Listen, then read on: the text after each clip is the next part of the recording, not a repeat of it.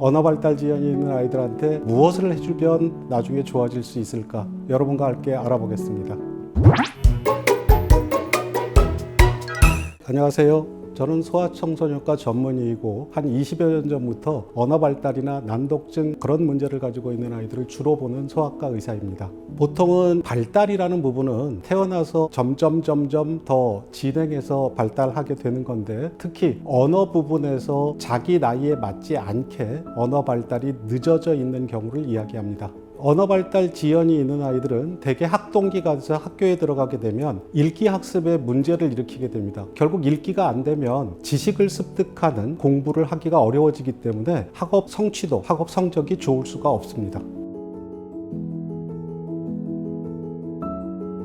보통은 언어가 발달하는 것은 태어나서부터 이제 생후 2개월경부터 시작됩니다. 그렇지만 제스처 언어, 구어 언어, 문자 언어 이것들이 이제 형성되기 위해서는 시각 인지 기능, 두뇌의 청각 인지 기능, 인지 기능이 발달해야 그 인지 기능을 토대로 언어가 발달하게 되는데, 일단은 청각적인 인지나 시각적인 인지가 정확하지 않아서 문제가 생기기 시작합니다.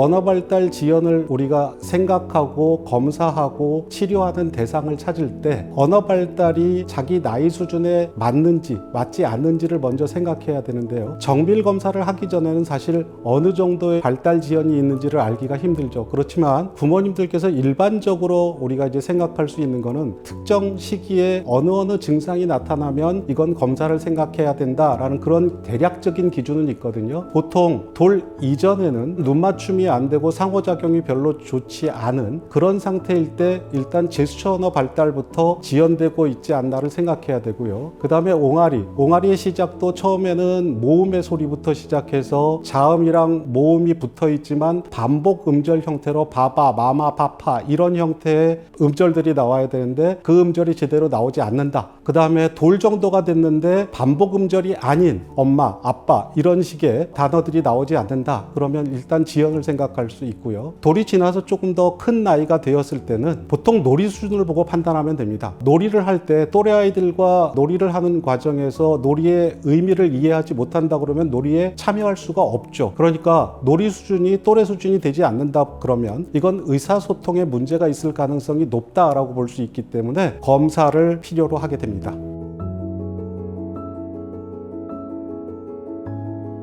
언어치료의 적기는 빠르면 빠를수록 좋습니다. 자, 그런데 언어 지연이 있다는 사실을 안 날이 가장 빠른 시기이겠죠. 어느 시기든지 간에 언어 치료를 어린 나이에 하지 않고 시기를 놓치고 나이가 들면 여러 가지 문제가 생길 수 있는데, 그 중에서도 나중에 학교에 들어가서 닥치게 될 학습 장애의 문제가 가장 크다고 생각할 수 있습니다. 결국 언어는 문자를 익히는데 기초가 되는 그런 기능이기 때문에 문자 익히기가 어려워지고, 결국 문자 익히기가 어려워진다는 것은 읽기에 어려움을 가져온다라는 뜻이고, 결국 혼자서 공부를 하고 지식을 습득하기 위한 노력을 해도 투자한 만큼의 성과를 거두기 힘들다는 그런 문제를 초래하게 됩니다. 일반적으로 난독증은 읽기의 어려움을 이야기하는데, 결국 읽고 내용이 뭔지를 이해하기 어려워하거나 또래 수준보다 읽기 속도가 느린 경우를 이야기합니다. 오늘은 언어 발달 지연의 원인과 증상에 대해서 말씀드렸고요. 다음 편에는 언어 발달 지연이 초래할 난독증에 대해서 말씀드리겠습니다. 감사합니다.